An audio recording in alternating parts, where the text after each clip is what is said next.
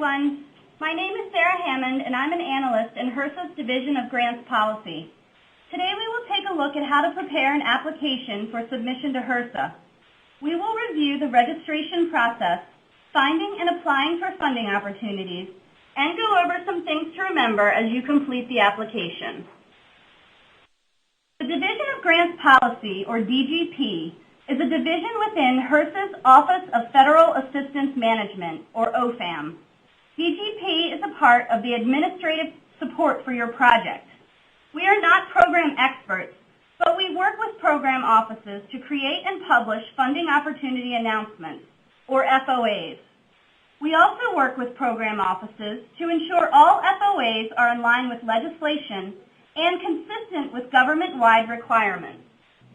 Once the FOAs are complete and ready to be released to the public, DGP publishes FOAs to Grants.gov.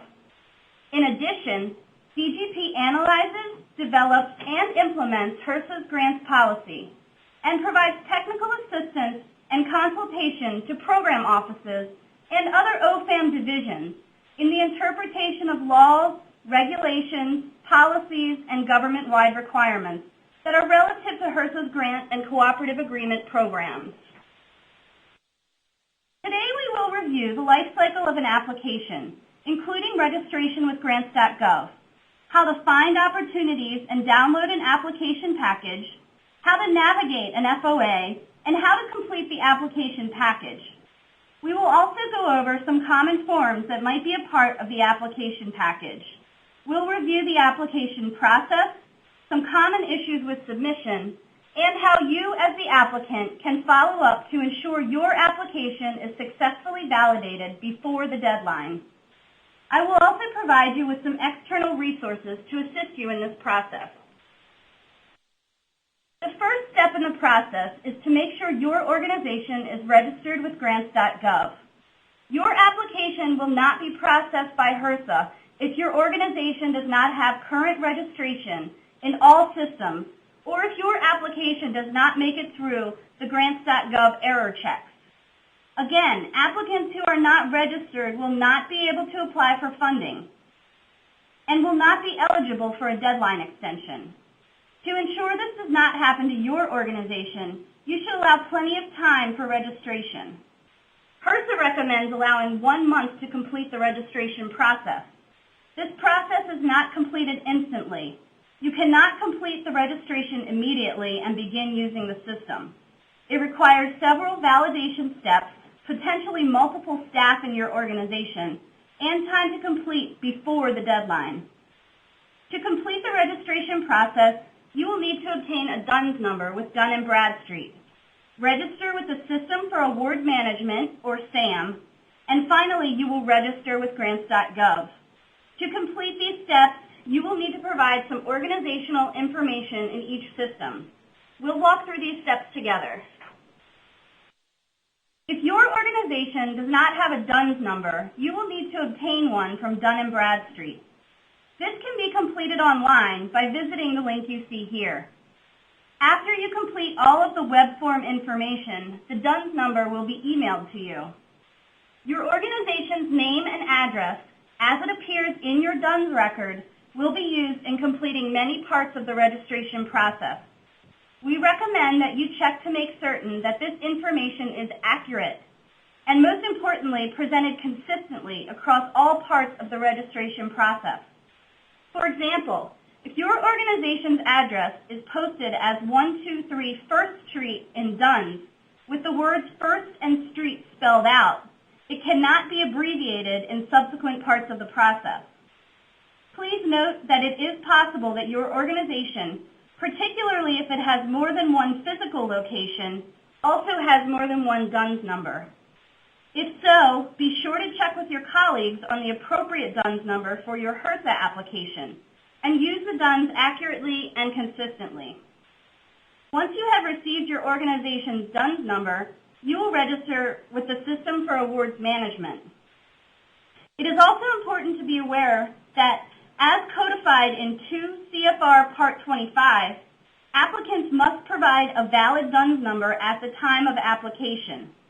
A missing or incorrect DUNS number is the #1 reason for applications being rejected by Grants.gov. HRSA will not extend the deadline for applications with a missing or incorrect DUNS number. So applicants should take care in entering the DUNS number in the application. Recipients must also notify potential subrecipients that no entity may receive a subaward unless the subrecipient has provided the DUNS number to the prime recipient. For those of you that have been doing grants for a while, the System for Awards Management, or S.A.M, has replaced the CCR, the Central Contractor Registration. The applicant organization and any subrecipient of HRSA award funds is required to register annually with S.A.M in order to do electronic business with the federal government. There is no cost to register. To begin registration with S.A.M, please visit SAM.gov. S.A.M registration must be updated annually, which can take up to 5 days. It is important to note that Grants.gov will reject submissions from applicants with expired S.A.M registration. It can take 24 hours or more for updates to take effect in Grants.gov, so check for active registration well before your application deadline.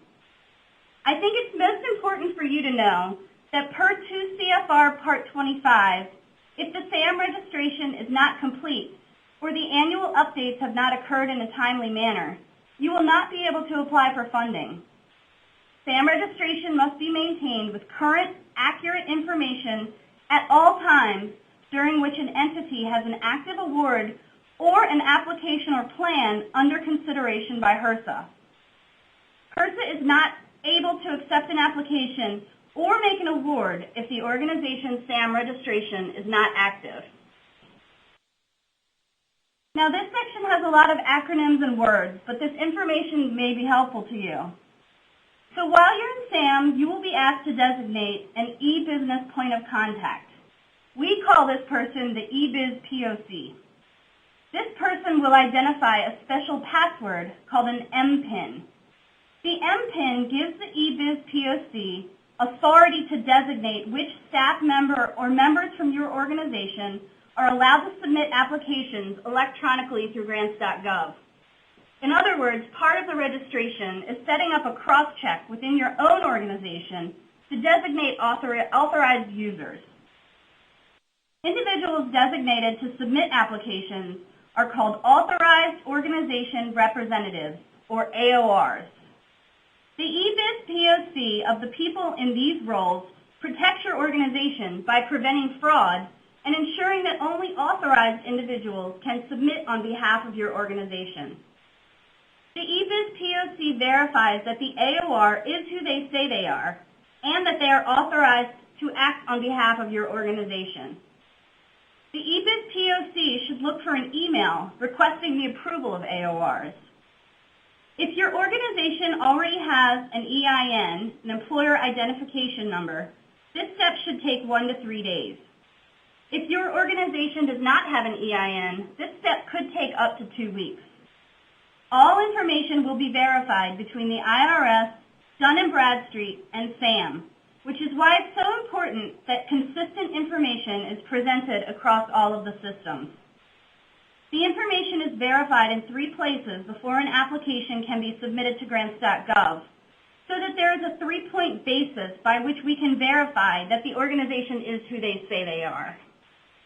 After the S.A.M registration is complete, you can go to Grants.gov to complete the registration process. To begin registration with Grants.gov, go to their website at Grants.gov. To create a username and password, AORs must complete their profile on Grants.gov.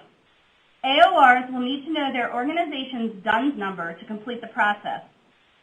After your organization registers with S.A.M, AORs must wait 1 business day before they can complete a profile and create their usernames and passwords on Grants.gov.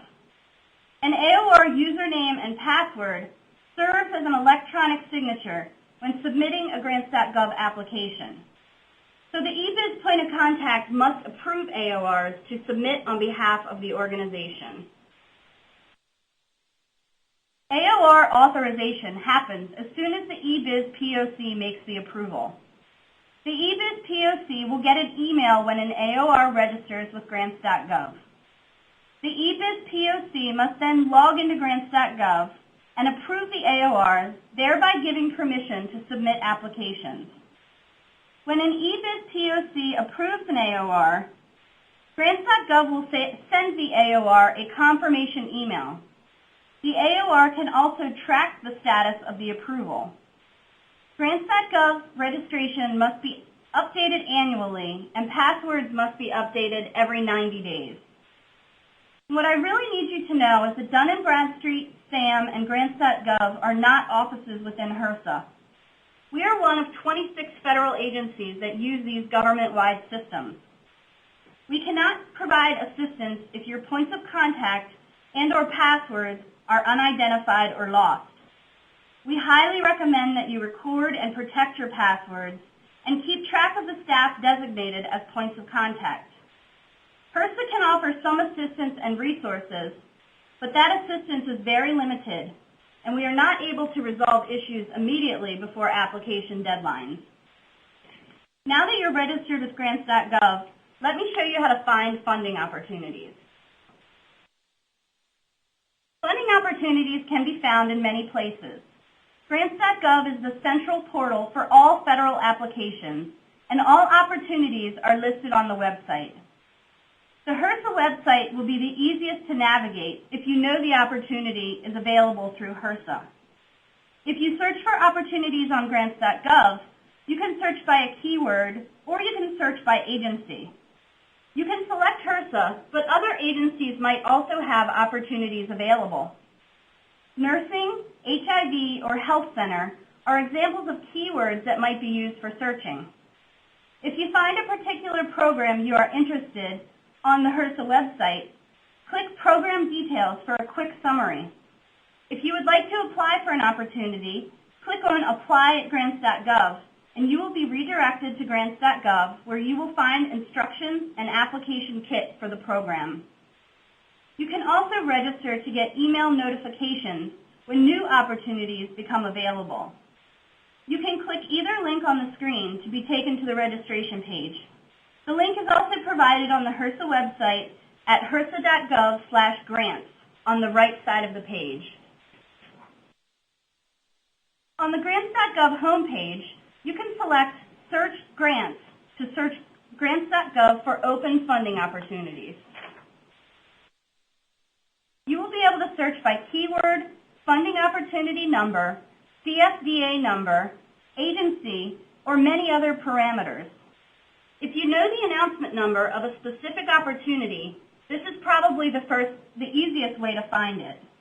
Once you have found the opportunity for which you want to apply, click on the hyperlinked funding opportunity number to view more details. Once in the opportunity summary, you will click on the Application Package tab to download the FOA and application package. The application package is a PDF document and contains all of the forms required to apply for funding. Each opportunity has a unique set of forms, so always download the correct application package or your application will be rejected by Grants.gov. The funding opportunity announcement contains all of the information you will need to apply. All federal announcements must follow the same format, which is set by the Office of Management and Budget, or OMB. The funding opportunity announcement explains what funding is available and what applicants need to do to apply.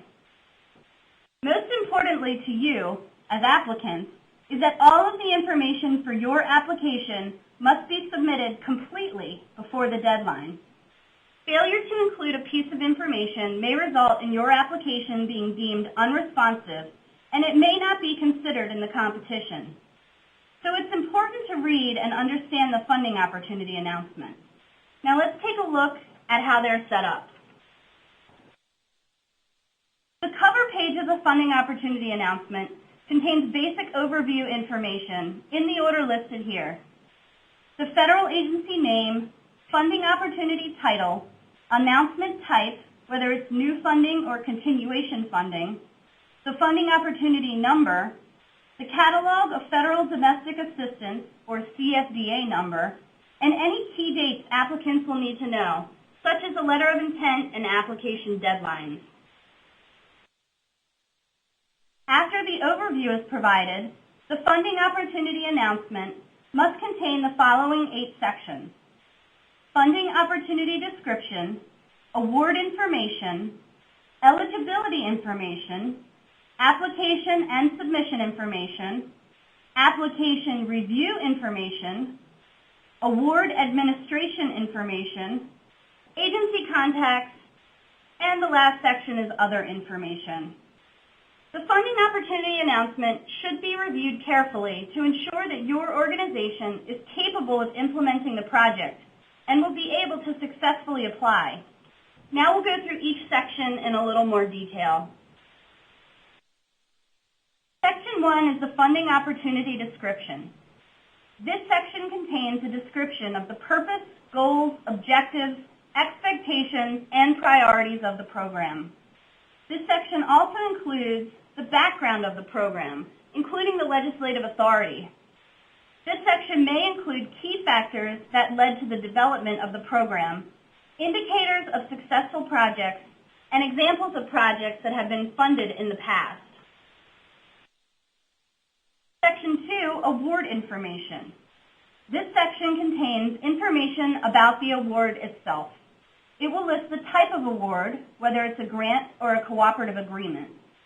If it is a cooperative agreement, the roles and responsibilities of HRSA staff and the recipient must be clear. Section 2 also contains a summary of the funding, including the total amount of funding, anticipated number of awards, expected amount of individual awards, anticipated start dates, and project periods. Pay specific attention to any limits to funding and do not apply for more than the listed ceiling amount. Section 3 contains eligibility information. This section contains information about eligible applicants as dictated by statute, legislation, or regulation. Cost sharing or matching information, if statutory or regulatory, will also be included.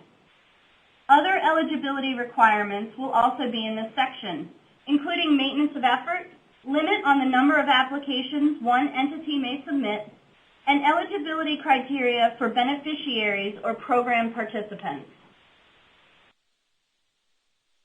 Section 4 contains application and submission information. In this section, you will find the address to request the application package, which also includes all application forms.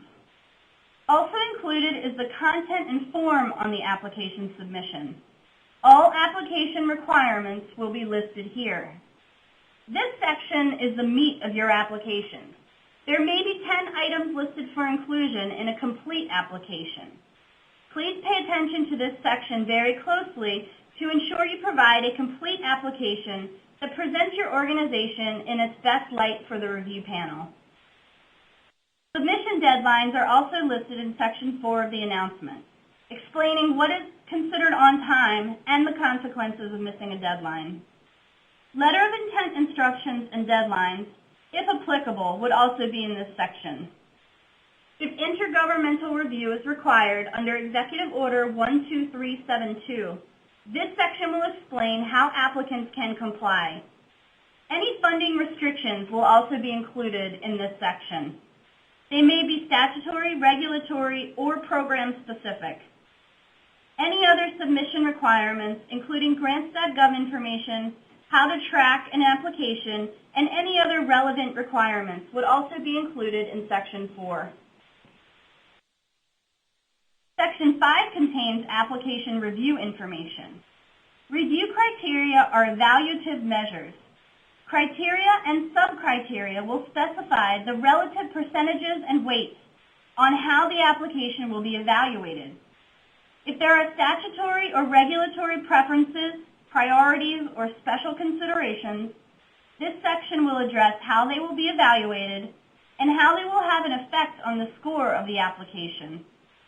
The intent is to give applicants visibility into the evaluation process, so you can make informed decisions when preparing an application, and also to ensure that the process is as fair and equitable as possible. The review and selection process will be explained in this section, including how applications will be screened for completeness and eligibility, how the application will go through an objective review committee, and how the reviewers will be selected. Anticipated announcement and award dates will also be listed in this section. HRSA's goal is to announce and make awards 30 days prior to the budget period start date. Section 6 contains award administration information. This includes information about the notice of award, including what constitutes the official notice of award and how it will be transmitted to your organization. Administrative and national policy requirements are also in this section, as well as a link to the U.S. Department of Health and Human Services Grants Policy Statement. The Grants Policy Statement contains important information about being the recipient of an HHS award. In this section, you will also find information about reporting requirements for the award. This information is important to you because it lists the administrative conditions that you will have to meet when you receive an award in order to receive your funds.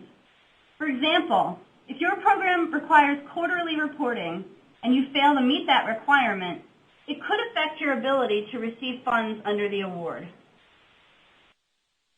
Agency contacts can be found in Section 7. There are 2 points of contact for any federal award. The grants management contact can assist you with technical and administrative questions. The program contact can assist you with programmatic information. This section of the FOA also provides contact information for Grants.gov if you need technical assistance when submitting the application. The Grants.gov Help Desk is available 24 hours a day, 7 days a week, excluding federal holidays.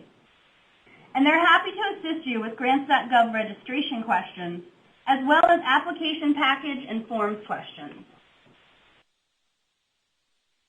Section 8 is reserved for any other information that was not included in other parts of the funding opportunity announcement. This section may include web resources, definitions, and information regarding technical assistance calls. Section 9 contains tips for writing a strong application. A concise resource offering tips for writing proposals for HHS grants and cooperative agreements is available online at the link on your screen.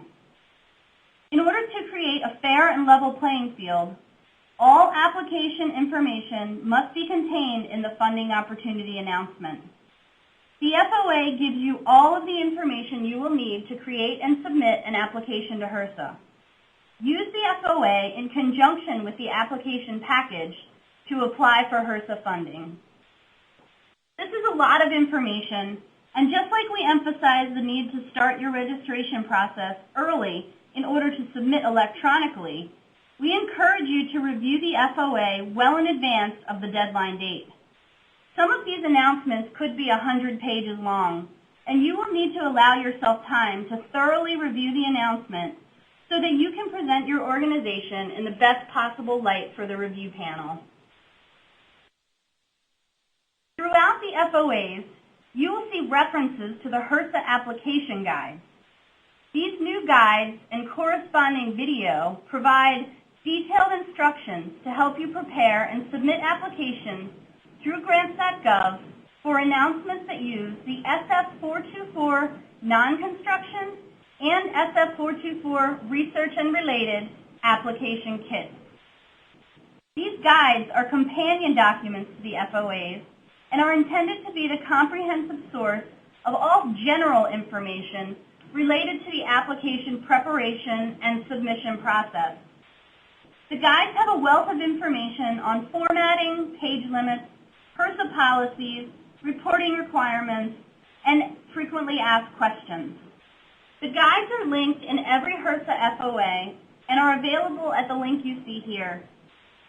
Basically, we took out the administrative information from our FOAs and put it in a guide so the FOA can focus on the program-specific content. Now let's take a quick look at the application package. The Grants.gov application package contains all of the standard forms you will need to apply for a particular opportunity. The application package is saved to your computer and completed offline. I'll show you a few screenshots in case you haven't used the system before. Please be sure to only use the application that is provided by Grants.gov for each particular opportunity. If you try to use a different application package, the application will be rejected. When downloading an application package, be sure to provide your email address when prompted by Grants.gov. While it's not required, if any changes are made to the announcement, it will give us the ability to notify you. So here you can see what the cover page of the forms package looks like. The mandatory forms are listed at the top, and the optional forms are listed below. As you click on the hyperlinked form name, the form opens in the application package, and you'll be able to complete it. Remember, not all funding opportunities use the same standard forms. Be sure to only use the application package that is posted with the FOA. All of the required forms will be in the posted package. Don't forget, if you have applied previously in another year, you cannot reuse the old forms. Within the application package, you will also be completing an assurances form. The SF424B is used for non-construction programs, and the SF424D is used for construction programs. By submitting the assurances form, the applicant is certifying that they will comply with all applicable federal laws, executive orders, regulations, and policies governing the program. Now that we've taken a look at the application package, let me show you how to submit it. To submit your application to Grants.gov, you will save the completed application to your computer, and then click the Check for Errors button. If there are errors in the package, a dialog box will pop up listing each error. Once they are corrected, click Save again, and then Check for Errors again. Once you have no errors, you will receive a dialog box that says Validation Passed, and the Save and Submit button will become active. The Save and Submit button will not be available until you receive the Validation Passed message. Please note, at this point, the application is being checked for missing or incomplete data, and to ensure that the correct type of data is in each field. The validation does not check for applicant eligibility, accuracy of data, completeness of an application, or if the application meets the page limit requirements. Once you have saved the application using the Save and Submit button, a dialog box will appear over the application package and will have fields for the AOR to enter his username and password. It's extremely important to note that you can actually get this far in an application without being registered in Grants.gov. It is not until this point when you will enter your username and password to submit the application. This is why I emphasize the importance of registration at the beginning of the presentation. We have had applicants who got to this point in the process before the deadline but could not submit an application because they had not completed the registration process. Unfortunately, HRSA will not accept submission or resubmission of incomplete, rejected, or otherwise delayed applications after the deadline. Once you complete and submit your application, you will see this confirmation screen explaining that your submission is being processed. And a link will be provided to track your application. It's really important to note that this screen does not mean your application has been validated. It only means the application has been submitted and it's going through the application validation process. You will also receive a series of emails from Grants.gov after you submit the application. The first email will contain the tracking number and will verify that Grants.gov received the application. Again, this does not mean that it has been validated, only that it is going through the validation process. The second email will state that the application has been validated or that it has been rejected due to errors. If the application is rejected, you must correct and resubmit the application prior to the deadline. As I mentioned before, HRSA does not grant deadline extensions to applicants who were rejected and unable to have their application validated before the posted deadline. The final email you will receive from Grants.gov will let you know when the application has been transmitted to HRSA, and it will contain a HRSA tracking number. Please remember, it is your responsibility as the applicant to track the application. If you submit late in the process and you get a rejection error message after the deadline has passed, you will not be able to make corrections. No application adjustments may be made after the deadline passes, so please be sure you leave enough time to correct any unanticipated errors or rejections before the deadline passes. HRSA recommends you submit your application at least 48 hours before the deadline. Don't wait for the emails. Check yourself by visiting the Grants.gov homepage or using the link provided in the emails from Grants.gov. Remember, Grants.gov validation is for technical components only. Grants.gov does not check for page limit or that correct documents are included in the application. Grants.gov is only checking to make sure that the correct type of data is in each field of the application package. Now I want to talk about what can cause applicants to be unsuccessful in submitting an application. The top two reasons for failure in submitting are that the organization is not registered with Grants.gov or the application has a missing or incorrect DUNS number. This is why we emphasize registration with Grants.gov so early in the process. Applicants should also be very careful in entering the DUNS number in the application. Remember, it's like a social security number. This unique identifier identifies your organization and it must be correct. S.A.M expiration is another huge reason that applicants are unable to successfully apply. If your S.A.M is expired, Grants.gov will reject the application. Time can also be a factor in the rejection or unsuccessful submission of your application. If your application is rejected with errors, you must correct those errors, and the application must still be validated on or before the application deadline. Be sure to allow time to correct errors. If you are trying to track your application and you have not received any emails from Grants.gov, be sure to check your spam folder.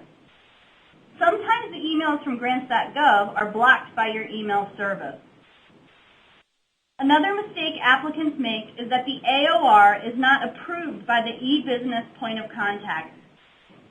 The AORs should check well in advance of the deadline to be sure they have been approved by the e-biz POC. If the approval has not been made, you should remind the e-biz POC to check his or her email and approve the AOR. And remember, this is part of the checks and balances used by the federal government to verify that an applicant is who they say they are. Be sure the AOR is available to submit the application. Because these are the only people that are approved to submit applications, the AOR has to be available at the time of application. Another common mistake we see is that applicants apply to the wrong announcement number. Applications are screened against the opportunity they were submitted under. So please be sure to remind applicants to double-check the announcement number. Applicants should also double-check page counts so that you don't exceed the limit. We want you to be aware of these common issues so that you can avoid them in your application. It's our goal to see all of our applicants succeed. Next, I want to give you some tips that will help you avoid these issues and to make sure there are no other issues with your application. If your application is not validated before the deadline, in most cases you will have to wait until the next competition. HRSA requires all applicants to apply electronically through Grants.gov. All applicants must submit in this manner unless they obtain a written exemption from this requirement in advance by the Director of HRSA's Division of Grants Policy. Applicants must request an exemption in writing from DGP waivers at HRSA.gov and provide details as to why they are technologically unable to submit electronically through the Grants.gov portal. Your email must include the HRSA announcement number for which you are seeking relief, the organization's DUNS number, the name, address, and telephone number of the project director, as well as the Grants.gov tracking number, if applicable, that was assigned to your application. We also ask that you include the Rejected with Errors notification if you received one from Grants.gov. HRSA must ensure that the application process is fair and equitable, that applications have an equal opportunity to apply for funds. HRSA receives a variety of requests to allow resubmission of applications. If an application is not validated on or before the application deadline, we are unable to make exceptions. As I told you earlier, the top two issues we see with applications are that the applicant does not have current registration with S.A.M or Grants.gov, or the DUNS is missing or incorrect in the application. Be sure to complete your registration and enter data carefully on your application. It's also important to remember to update information when staff changes. If an AOR leaves your organization, you will need to establish another one well in advance of the application deadline. HRSA deadlines are real, and if your application is not validated before the deadline, you will be unable to apply. Please be sure to allow plenty of time to correct mistakes and submit as early as possible. Be sure to maintain current email addresses in both S.A.M and Grants.gov and consistent information between all systems your organization uses. This information should be maintained on a regular basis and needs to be consistent at all times. Remember the example of First Street? If it's spelled out in one place, it should be spelled out in all places. Let's take a look at some other tips. Remember, if you're not receiving the Grants.gov emails in a timely manner, check your spam folder to see if the email is there. Again, if your application is rejected by Grants.gov due to errors, you must correct the application and resubmit it to Grants.gov so that it is validated before the deadline date and time. We want you to be proactive and track your application until you get that it is validated by Grants.gov. Don't wait for the emails. You can track the application by entering the tracking number from Grants.gov. For additional information on Grants.gov, please visit the link provided in the presentation for many helpful resources. To contact Grants.gov for assistance, you can call 1-800-518-4726 or email support@grants.gov. Grants.gov representatives are available 24 hours a day, 7 days a week, except on federal holidays. They can answer questions about registration, application submission, and any other Grants.gov related information. Please be sure to obtain a case number if you call Grants.gov, as this will help us track your issue. There is also a self-help portal which contains answers to commonly asked questions and can be used to help you identify an issue.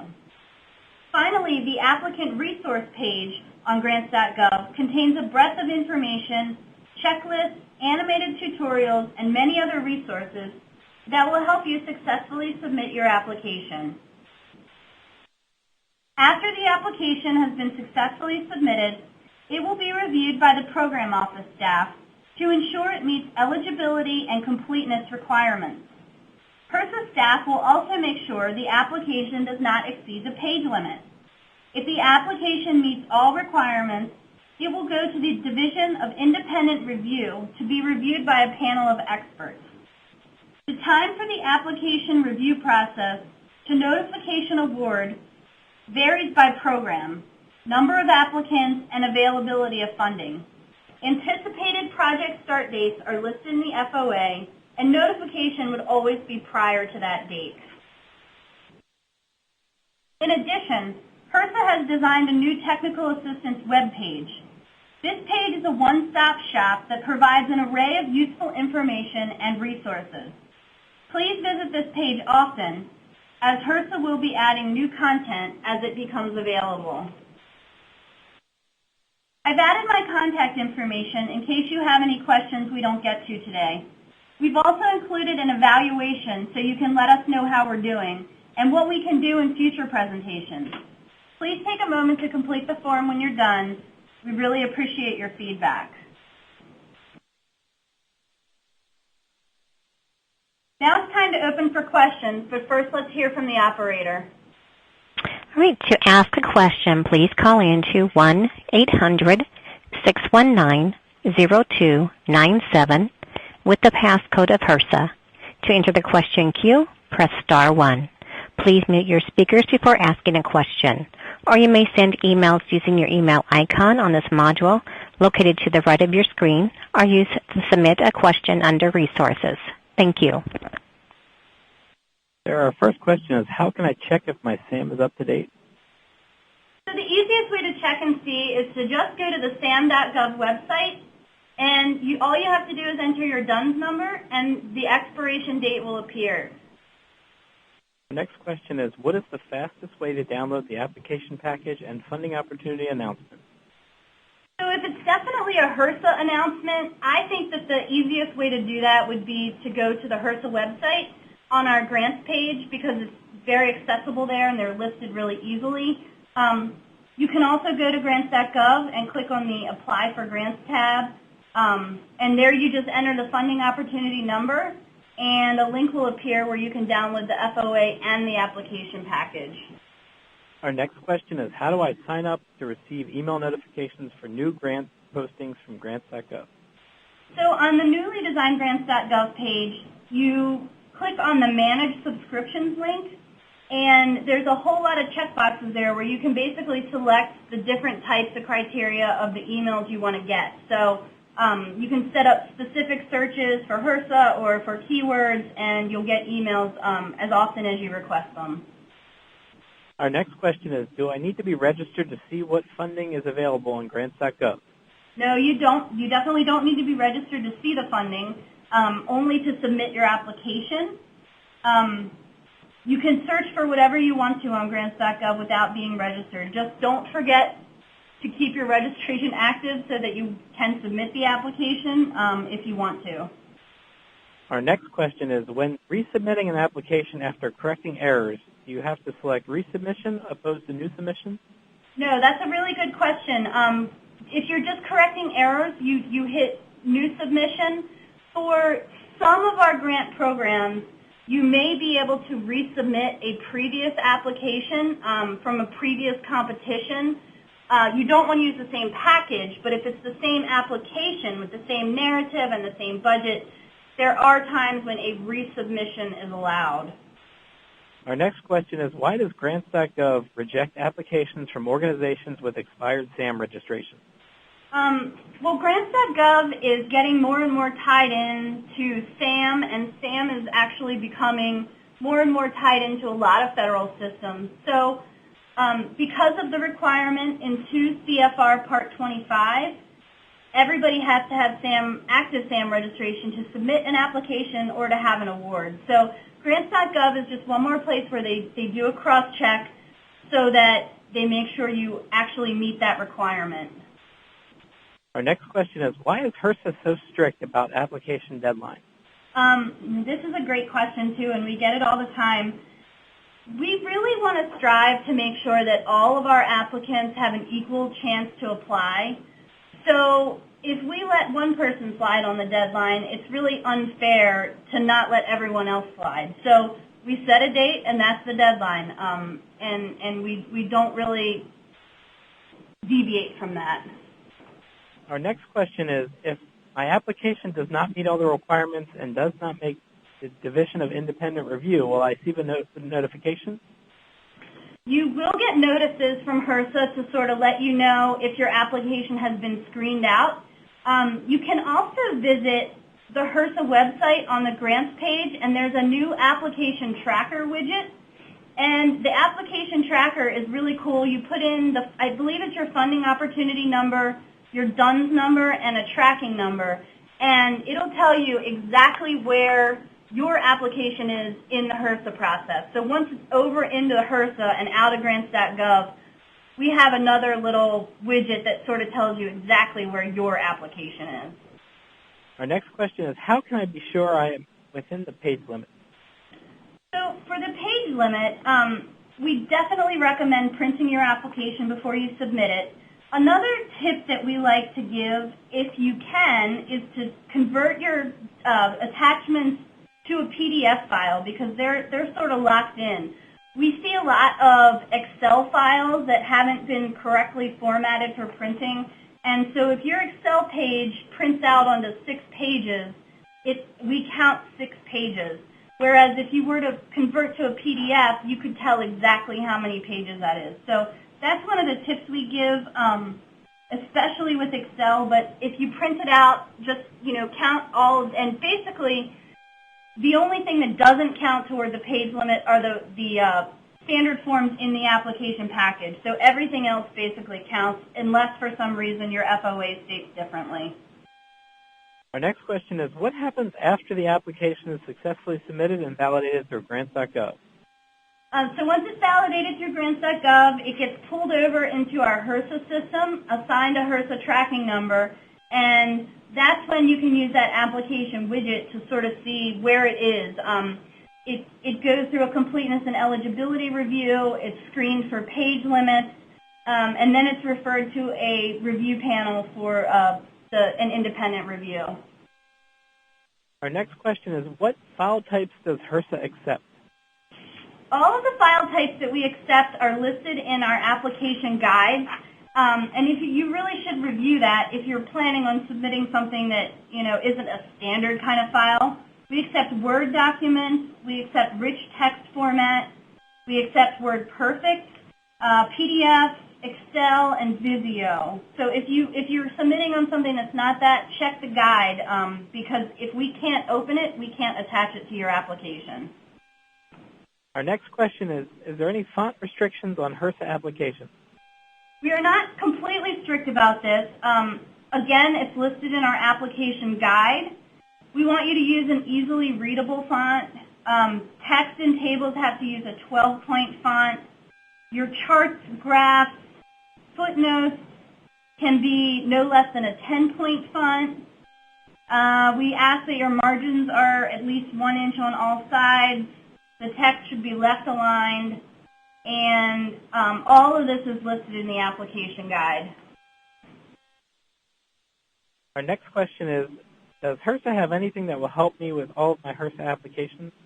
Yep, it's the application guides that I just talked about.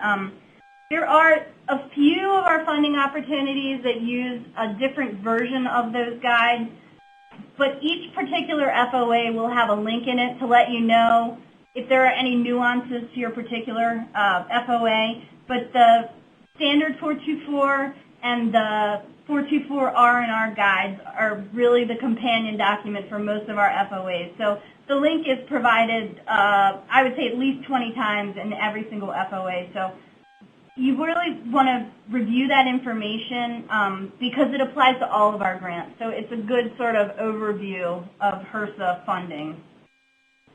Our next question is, where can I go to find out what HRSA funding it has available? Well, the HRSA website definitely has all of our funding opportunities that are open and currently accepting applications. Our website links directly to Grants.gov, and Grants.gov, as we showed you earlier, also lists all of the HRSA announcements and announcements from every other agency. And those are really the two best places to go. Our next question is there an online training module for EHB? I think there is, but I'm not exactly positive where it is. So if you want to send me an email from shammond@HRSA.gov. I can follow up with that and send you the link to that directly.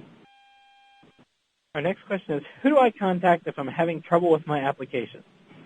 So it depends what kind of trouble you're having.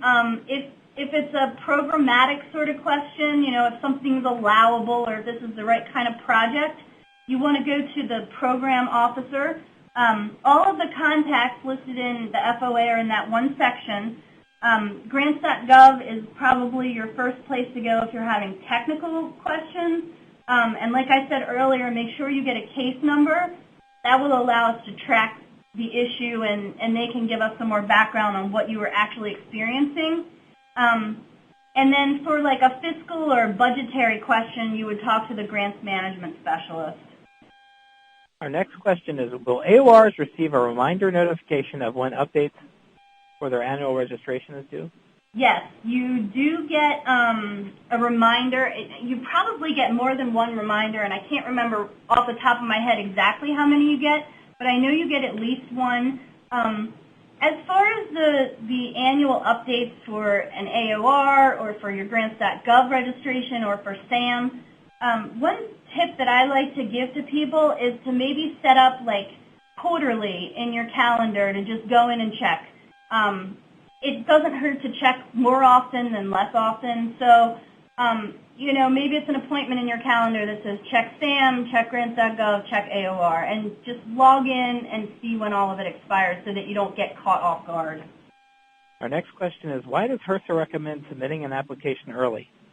For all of the reasons I just said, basically we want you to be able to succeed when you submit your application. So you never know what's going to pop up. It could be your registration, it could be a weird format, it could be anything. So give it a few days. I mean, 48 hours is ideal. We know a lot of people submit sort of right close to the deadline because you're working against time. But maybe you go in and say 2 days before it's really due is when you're going to submit it, because that way if you have a rejection, if you have an issue, it gives you time to correct it so that you do get through. And our last question is Grants.gov Macintosh compatible? Yes, it is absolutely Macintosh compatible. If you go to the Grants.gov website, I believe there's a tab that says support. And if you click on that tab, there's a recommended software button where you can go and it'll tell you all of the compatible software. So I believe that's all the time we have for questions. I would like to thank you for taking time to learn about the HRSA application process. Please review the resources provided so you can create a really good application. And don't forget to fill out your survey so that we have some good feedback and can present in the future. Thank you.